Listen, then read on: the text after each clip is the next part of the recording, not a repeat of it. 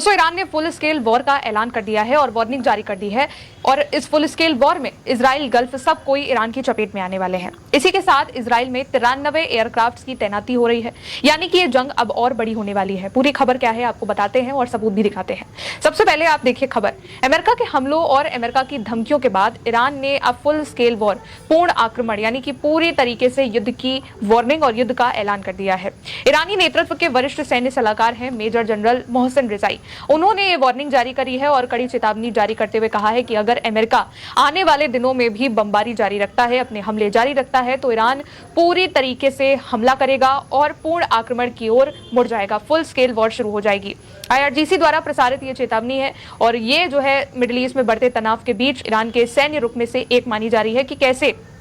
अब ईरान का जो सैन्य रुख है वो पूरी तरीके से युद्ध की ओर बदल चुका है और बातचीत का कोई भी उसमें नतीजा जो है वो नहीं नजर आ रहा है कि कोई भी बातचीत के लिए ईरान अब तैयार होने वाला है, क्योंकि रजाई की ओर से यहाँ पर साफ तौर पर यह कहा जा रहा है कि अगर अमेरिका हमले नहीं रोकता है, बमबारी जारी रखता है, तो ईरान पूर्ण युद्ध की ओर इस युद्ध को छेड़ देगा और फुल स्केल वॉर शुरू हो जाएगी, जिसमें गल्फ देश जहां जहां अमेरिका के ठिकाने हैं वो भी जद में होंगे और इजराइल भी जद में होगा। रिजाई ने घोषणा करी कि ईरान अब केवल जवाबी कार्रवाई या जैसे को तैसा वाली प्रतिक्रिया तक सीमित नहीं रहेगा और स्पष्ट तौर पर कहा कि कोई भी राजनीतिक सीमा संभावित ईरानी एक्शन से सुरक्षित नहीं रहेगी। उन्होंने इस बात पर जोर दिया कि अभी जो मौजूदा हमले हो रहे हैं, मौजूदा जो संघर्ष है, उसके दौरान कूटनीति का युग अब खत्म हो गया, यानी कि बातचीत का जो दौर है वो खत्म हो गया है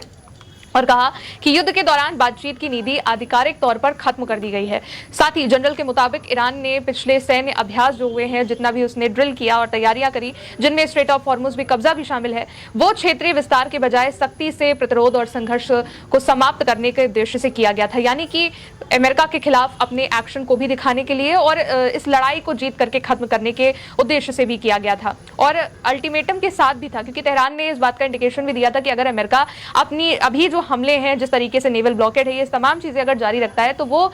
मिडिल ईस्ट में जो हमले हैं उनको उकसाएगा और तनाव कम करने पर जो ईरान का जो ध्यान था उसको भी हटा देगा और फिर से एक बड़े हमले शुरू हो जाएंगे और ईरान के पास एक बड़ा सैन्य विकल्प भी मौजूद रहेगा। यानी कि ईरान की ओर से इस बात की वार्निंग दी गई है कि अगर अमेरिका अपनी मौजूदा सैन्य गतिविधियां नहीं रोकता है, हमले नहीं रोकता है, तो ईरान अब बातचीत या फिर इस हमले को खत्म करने के बजाय सीधे और जोरदार सैन्य जवाब देने का फैसला कर सकता है। यही नहीं दोस्तों, ईरानी सरकारी मीडिया के मुताबिक IRGC की नौसेना ने अमेरिका की सेना को चेतावनी दी है कि वो शून्य समय की ओर बढ़ रही है और दावा किया है कि अमेरिका की नौसैनिक गतिविधियों पर लगातार उनकी नजर भी है। शून्य समय का मतलब ये होता है कि वो आखिरी समय जब मिलिट्री ऑपरेशन, सैन्य कार्रवाई या हमला शुरू होने वाला हो। और अब इस फुल स्केल वॉर के ऐलान के बाद ये कहा जा रहा है, ईरान की जो नौसेना है उनकी ओर से अमेरिका के नौसैनिक गतिविधियों पर चेतावनी जारी करते हुए कि अमेरिका की हर एक हरकत पर ईरान ने नजर रखी है और अब अमेरिका शून्य समय की ओर बढ़ रहा है, यानी कि युद्ध शुरू होने वाला है। अब इस फुल स्केल वॉर के ऐलान के बाद इजराइल में जो है एयरक्राफ्ट की तैनाती बड़ी शुरू हो चुकी है,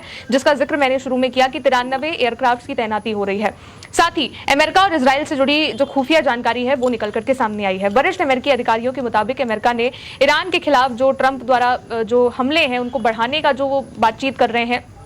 उसको लेकर के इजराइल को 60 से भी ज्यादा ईंधन भरने वाले, यानी कि जो वो एयरक्राफ्ट हैं जो हवा में फाइटर जेट्स के अंदर फ्यूल भरते हैं, जिन्हें एयर रिफ्यूलिंग टैंकर्स भी कहा जाता है, एयर रिफ्यूलिंग जो एयरक्राफ्ट होते हैं वो कहा जाता है, उनको बढ़ाने की जो है बात यहाँ पर कही जा रही है। खबर यह है कि वरिष्ठ अमेरिकी अधिकारियों के मुताबिक अमेरिका ने ईरान के खिलाफ ट्रंप द्वारा संभावित सैन्य अभियानों को और तेज करने की आशंका के मद्देनजर इजराइल को 60 से ज्यादा ईंधन भरने वाले विमान भेजे हैं, जिनमें से 33 बेन गुरियन हवाई अड्डे पर तैनात है, जो कि इजराइल का हवाई अड्डा है। इसके अलावा अमेरिकी ठिकानों पर अमेरिकी विमानों की भारी एयरलिफ्ट भी की गई है। आगे खबर में यह कहा गया है कि अमेरिका के राष्ट्रपति डोनाल्ड ट्रंप आने वाले दिनों में एक बड़े हमले का आदेश देने पर सोच रहे हैं, जो कि अभी जो हमले हो रहे हैं प्रेजेंट टाइम में उससे कई ज्यादा बड़े होंगे, खतरनाक होंगे। इसमें ईरान के बिजली संयंत्रों और ऊर्जा अवसंरचना सहित ईरान की जितनी भी अधिक बुनियादी ढांचाएं हैं उन पर हमला करना शामिल है। साथ ही जहां पर ईरान का हाईली एनरिच्ड यूरेनियम छिपा हुआ है उस पर भी हमले करने की बात कही जा रही है। ईरान की परमाणु सुविधाओं पर हमले और पिकेक्स माउंटेन जो है